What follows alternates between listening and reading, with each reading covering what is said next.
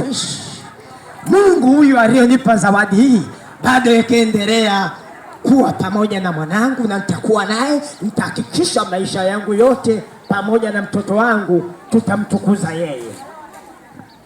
Tutamtukuza yeye, maana anastahili. Kwa nini sasa wasimtumaini huyu Mungu aliye juu, baada hapo kumtumaini na waganga wa kienyeji? Hata sasa waganga wameweka mabango yao barabarani wakisema mimi ni mganga, mimi ni mtaalamu mkubwa. Mungu akubariki mtumishi wa Mungu.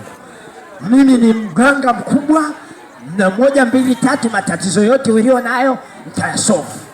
Wameweka mabango yao kwenye televisheni, kwenye maredio, watu wasikie.